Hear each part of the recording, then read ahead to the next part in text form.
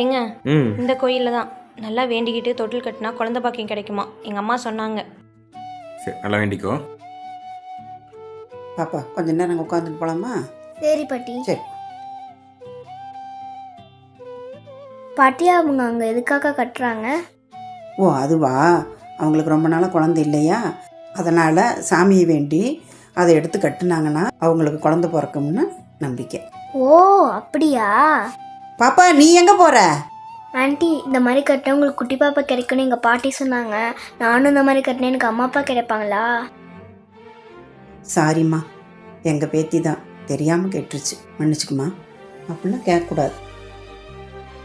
சரி போலவா. வைகையில ஊர் முழுக வல்லூரும் சேர்ந்தெழுக கைப்பிடியா கூட்டி வந்து கரை சேர்த்து விட்டவளே, எனக்கொன்னு ஆனதுன்னா உனக்கு வேற பிள்ளை உண்டு, உனக்கொன்னு ஆனதுன்னா எனக்கு வேற தாய் இருக்கா.